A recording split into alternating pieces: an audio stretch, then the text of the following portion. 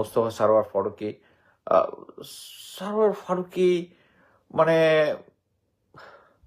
কি বলবো, সে অনেক কিছু দেখাইছে যে আমাদের সংস্কৃতির ভিতরে সে অশ্লীলতা ঢুকাচ্ছে। আমার আমার ক্যাট কলেজের আমাদের টিচার ছিল রব স্যার।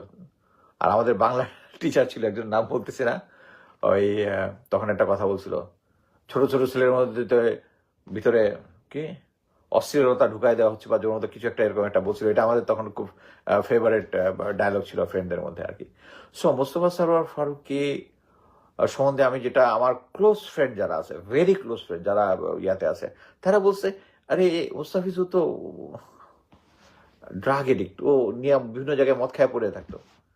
এবং এই যে নারী সাপ্লাই দেওয়ার যে তার ইয়াটা, ইটস ট্রু, ভেরি আনফর্চুনেট। এই ধরনের জিনিস নিয়ে আমি কথা বলতে চাই না, বাট ইটস ট্রু। এই ধরনের লোকরা যদি উপদেষ্টা হয়, আমি আরেকটা জিনিস বলি, এটা হচ্ছে একদম একদম হর্সেস মাউথ থেকে এভিডেন্স মানে হচ্ছে text message, WhatsApp text message থেকে। এই যে জিয়াউল হাসান ছিল, তারপরে এভিডেন্স মানে হচ্ছে text message, WhatsApp text message থেকে। এই যে জিয়াউল হাসান ছিল, তারপরে কি বলে ফলক, these bastards, they used to supply women to Tarique Siddiqui, জয়, এবং এটা উপরের দিকে মানে এদের মাথার ভিতরে মানে এই জিনিসগুলা যে মানে সামথিং ভেরি নেগেটিভ নাই। ওই যে আল্লাহ তাআলা কোরআনে বলেছে, কয়েকটা হাদিসেও আছে, সেটা হচ্ছে আমি তাদের জন্য তাদের কাজকে শোভন করে দিয়েছি।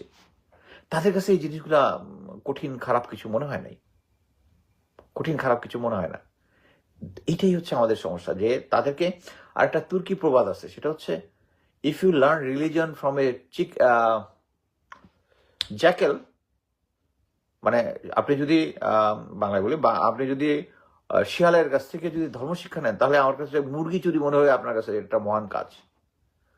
সো এই মোস্তফা সরোয়ার ফারুকী, এই পার্টি, আসিফ নজরুল গ্যাং, তারা এই জিনিসটাকে একটা সহনীয় পর্যায়ের মধ্যে নিয়ে আসছে। এই বাজে জিনিসগুলা সামনাসামনি তো তারা ইয়া করে না, বাট এরা আমাদের দেশ চালাচ্ছে, এটা আমি ঠিক মানে নিতে পারি না। মানে আমি নিজেকে মনে করি না যে আমি একটা মানে সেনাবাহিনীতে চাকরি করেছি, মিড লেভেল পর্যন্ত চাকরি করেছি, বাট এখন যাদেরকে উপদেষ্টা দিচ্ছে, আই ফিল সরি যে দেশে এত এত লোক আছে। এই যে আমরা আলম ফজলুর রহমান স্যারের কথা এতবার বলতে